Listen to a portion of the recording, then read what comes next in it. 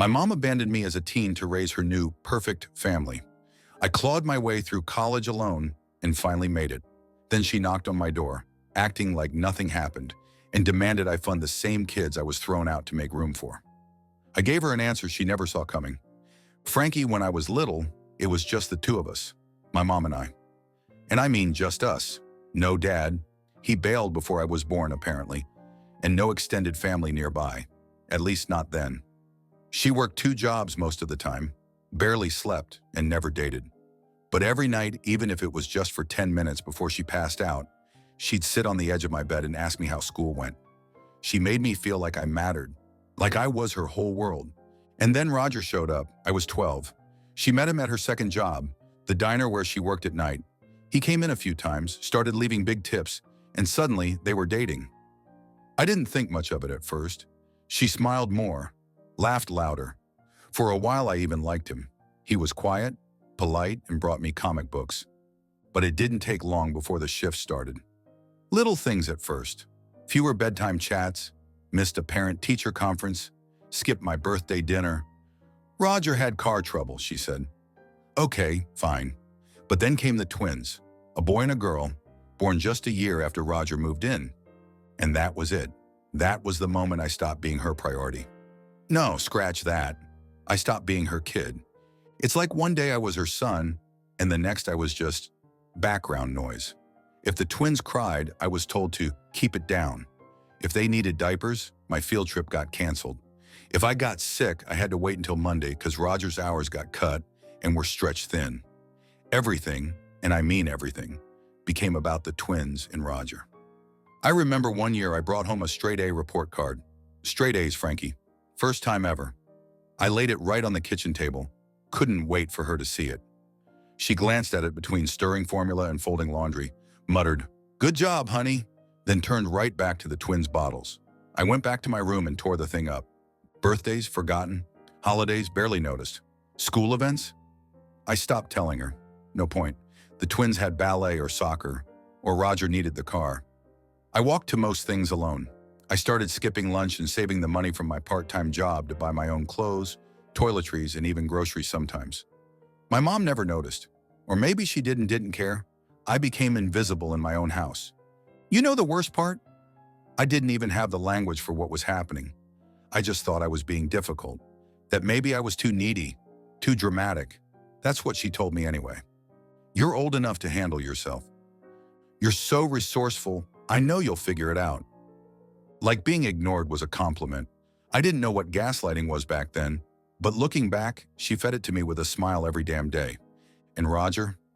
Oh, don't get me started on him. Once the twins were born, he stopped pretending. No more comic books, no more half-hearted house school. Nothing. He'd walk into the room and treat me like a squatter who hadn't taken the hint yet. Left chores for me, blamed me for messes I didn't make, talked to me like I was one of the help. And my mom, she never corrected him, never stood up for me. She just let it happen. At 16, everything came to a head. I came home from work one night. I was bussing tables at the same diner she used to work at. Ironic, right? And they were both waiting for me in the living room. I knew something was up. Roger never sat on the couch unless it was to yell at the TV. And my mom had that look. You know the one. The forced smile. The let's just get through this look. She told me I had to move out, just like that. Not because I'd done anything wrong, not because there wasn't space, but because, according to her, it was time. You're practically an adult now, she said, and we just don't have the space anymore with the twins getting older. It's not personal. Not personal, I remember staring at her, thinking, how the hell could this be anything but personal? I asked her where I was supposed to go. She said, your grandparents offered, like it was some kind of prize, like I was being sent off to summer camp. Roger chimed in then, first time he'd spoken all night, said something like, you'll be better off, you're smart, you'll land on your feet. And then he added, it'll be good for the family to have some breathing room. Breathing room. Frankie, I was 16. I still had 2 years of high school left. I was working part-time. I was trying so damn hard to make it all work, to be good, to not ask for too much. And they just pushed me out. I didn't cry in front of them. I just packed.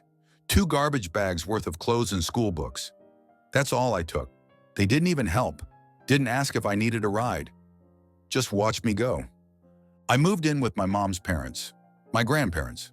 They were decent and quiet. You could tell they were disappointed in their daughter, though they never said it outright. My grandmother would shake her head sometimes when I mentioned something, like when I said I was working weekends or that I had to walk 3 miles to school. But they never badmouthed my mom, never said a word against her. That was just the kind of people they were. I got by. Barely.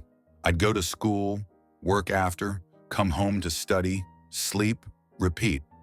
My grandmother packed me lunches, bless her heart. My grandfather taught me how to drive in his old station wagon. I still remember his calloused hands on the steering wheel, pointing out blind spots and telling me, "You're gonna be okay, kid. You just gotta keep moving forward." But even with their kindness, I felt hollow, like I'd been gutted, because the person who was supposed to love me unconditionally, who used to be my whole world, had just replaced me, with new kids, with a new life, and acted like I'd never really mattered to begin with. For 2 years, I kept my head down. I got good grades, stacked up every elective and AP course I could, worked every shift they'd give me. I saved every dime. I didn't party, didn't date, didn't do anything that wasn't aimed at one thing, getting out, not just of the house, of that entire story. And I swore to myself, swore, that once I got out, I'd never let her back in again. But the thing is, Frankie, the past doesn't stay buried forever. It has this way of clawing back when you least expect it, especially when it thinks you have something it wants. But that part, that comes later. For now, I'll leave you with this. There's nothing lonelier than realizing your mother doesn't love you anymore, and nothing more dangerous than what that kind of heartbreak can harden you into. Frankie, you ever feel like your whole life's been held together with duct tape and spite? That was me during college. Every step forward felt like I was dragging a 1,000-pound weight behind me, but I refused to stop. Not because I believed in some dream or thought I'd change the world. I just needed to prove to her that I didn't need her, that I wasn't some expendable inconvenience she could toss away. After high school, I got into a state college. Nothing fancy, but it felt like an entire world had cracked open. I had my acceptance letter in one hand and my savings, barely enough for textbooks, in the other. The first thing I did was call my mom. I don't know why. Some broken instinct, I guess. Some piece of me still hoping she'd show up for me, just once. She answered like she hadn't heard from me in weeks, like we were strangers who bumped into each other at a grocery store. I told her I'd been accepted, that I was proud, that I needed help with tuition, anything she could manage, even just a few hundred to co-sign a loan. Her voice was flat, tired. "You know how tight things are right now. Roger's truck just blew a gasket, and the twins have braces in dance classes. You'll figure it out. You always do. You've always been resourceful." Resourceful, that damn word again. I could have screamed. Instead, I swallowed it. Said thanks anyway. Hung up. Threw my phone against the wall and watched the screen crack like the last bit of faith I had in her. But I didn't give up. I called Aunt Diana next, my mom's older sister. We'd never been close, but she had always been kind in her quiet way. Sent me birthday cards. Called once in a while. She was the kind of person who showed love in small, steady doses. When I told her everything, about school, about needing help, she didn't even hesitate. "I'll co-sign," she said. "Just promise me you'll finish." I nearly broke down right there, and that's how it started. Me, a busted laptop, 3 part-time jobs, a meal plan I could barely afford, and a 30-year student loan contract co-signed by the only adult who gave a damn. College was hell. I woke up before dawn to restock shelves at a campus grocery store. Went to class, grabbed lunch from the freebie table in the quad, crusty bagels and off-brand fruit snacks, then worked the night shift as a custodian in the freshman dorms. Scrubbing toilets, changing trash bags while I studied for exams with headphones in. Weekends? I worked gigs, loading docks, moving jobs, anything under the table that paid cash, and I didn't complain. Couldn't afford to. I taped my shoes when the soles cracked. I bought used textbooks online and returned them before the refund window closed. I survived on caffeine and fury, and slowly and I started to climb. By junior year, I landed a paid internship at a mid-sized software firm downtown. It wasn't glamorous, but it had Wi-Fi and free coffee, and no one made me clean puke off stairwells. That was enough. Senior year, they offered me a full-time job upon graduation. I cried, in the office bathroom, door locked, fist in my mouth, because I'd made it. No shortcuts, no handouts, no mom. I graduated debt-riddled but standing tall, moved into a shared apartment, ate my first real meal that wasn't a protein bar in 3 years. And when that first paycheck came in, I mailed Aunt Diana a thank you card with the first loan payment, plus flowers. She called me crying, said no one had ever done that for her, not even her own kids. That phone call meant more than anything I'd ever gotten from my mother. For the next few years I worked, I climbed the ladder, junior development, then senior, eventually team lead. I got better clothes, bought my own furniture, paid off every damn cent of that loan. I even started sending Aunt Diana small birthday checks, just enough to say I remembered. And the whole time, I kept my distance. I didn't cut my mother off completely. I don't know why. Guilt, maybe, habit. We exchanged short texts on Christmas, a brief happy birthday once a year. I sent her a card when one of the twins broke their arm. That was it. No visits. Just a paper-thin thread, enough to keep the silence from feeling like total exile. 14 years passed that way. 14 years. Then one day, a Sunday morning, same as any other, there was a knock at my door, and everything I'd built, everything I'd buried, came crashing back. I opened it, and there they were, my mother, Roger, both standing on my front porch like ghosts I'd forgotten to fear. She smiled like nothing had happened, like it hadn't been over a decade since they pushed me out like yesterday's garbage. "Hi, sweetheart," she said, voice light like sugar over acid. "Can we come in?" I froze. For a second, I considered slamming the door, but curiosity, or maybe that buried piece of me still starving for love, made me step aside.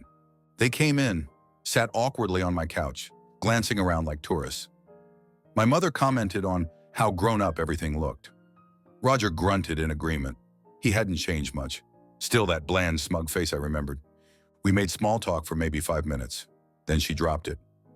"We're here because we need your help." I leaned back, crossed my arms. "With what?" She looked down. "It's the twins. They both got into great colleges, but tuition's, it's a lot. And we thought maybe, since you're doing so well." She trailed off, her eyes glassy. Roger added, "Family helps family, right?" "Frankie, I swear to you." Something inside me snapped. 14 years of swallowed pain.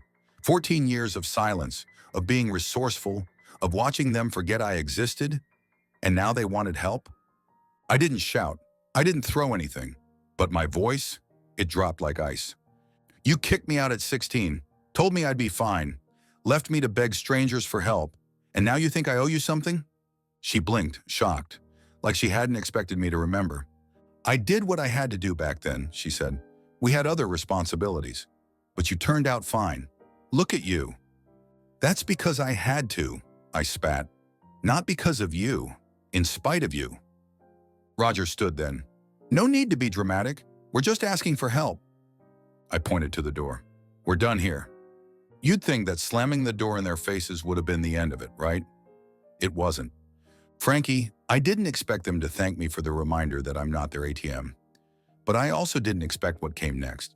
The harassment, the manipulation, the sheer audacity of people who once tossed me aside now acting like I owed them a damn thing.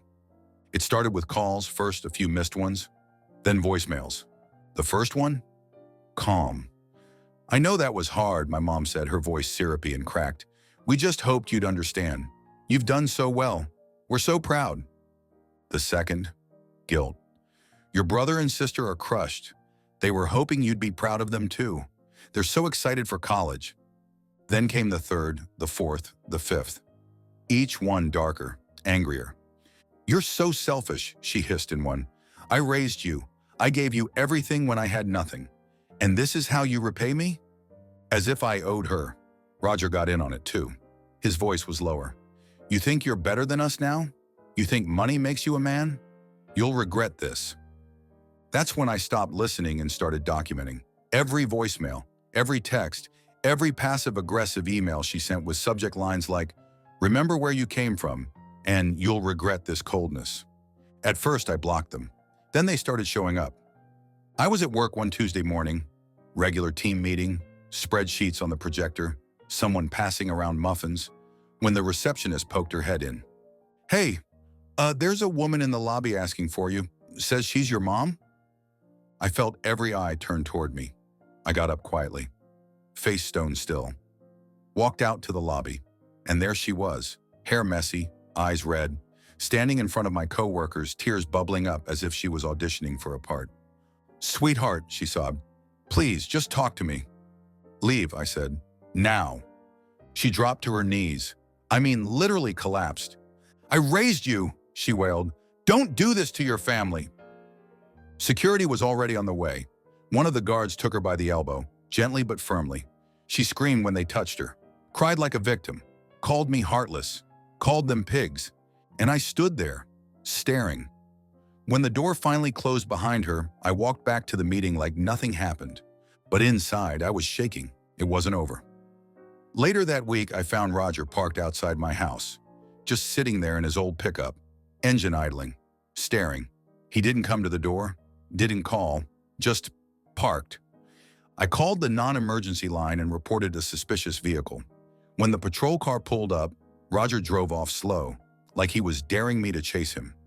He came back 2 nights later, same thing, just sat there, watching. That's when I knew this was going to get ugly. I called a lawyer the next morning, told him everything, the forced removal at 16, the financial refusal, the harassment, the escalation, the appearances at my job and home, the voicemails. He nodded. "You need a restraining order," he said. "It's not just about protecting yourself physically. It's about drawing a legal line they can't cross." I filed for one the next day. They were served within the week, and for a while, things went quiet. 6 weeks of peace, of silence, no knocks, no calls, no strange vehicles across the street. I started sleeping again, even laughed at a movie for the first time in months. I thought maybe it was finally over. I was wrong, because when she broke the silence, she shattered it. It was a Tuesday. I stayed late at work, catching up on reports, trying to stay ahead. Parking garage was mostly empty, lights buzzing, my footsteps echoing across concrete. I didn't see her until she stepped out from behind a pillar. "Don't scream," she said quickly. I froze. She looked rough, hair wild, makeup smeared, like she hadn't slept in days. "I just need you to listen," she said, stepping closer. "You're violating the order," I said quietly, pulling out my phone. "Don't do that," she snapped, grabbing my arm. "Don't be like this." Her nails dug into my sleeve. I hit the emergency call button and said, "911, this is a restraining order violation. She's in a parking structure. She just grabbed me." She tried to yank the phone. Security showed up before the cops. She screamed, kicked, called me a traitor, said I was abandoning my family. Again. Police cuffed her on the spot. At her court hearing, she looked like a ghost. No tears, no mascara, no performance. She pled guilty, got a fine, mandatory counseling, and the judge reinforced the restraining order, said if she broke it again, she'd go to jail. Real jail. She didn't look at me once. Neither did Roger, who sat 2 rows behind her, stone-faced. When I walked out of that courtroom, Frankie, I swear I left every piece of that broken boy behind.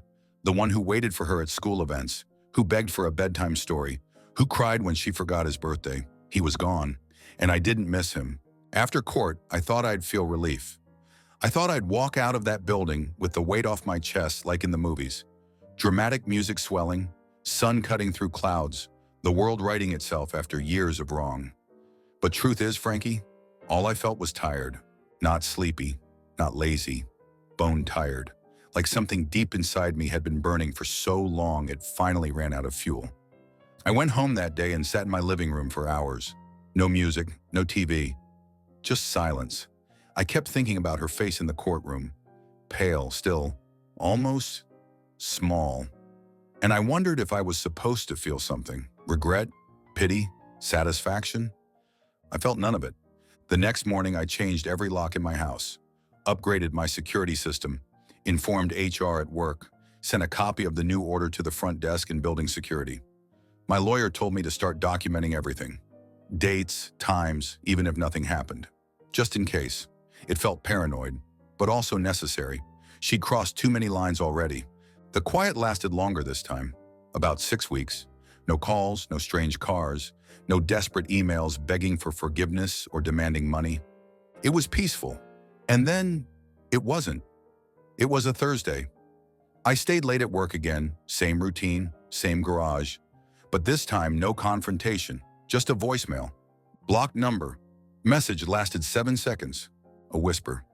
"You'll regret this." That's all.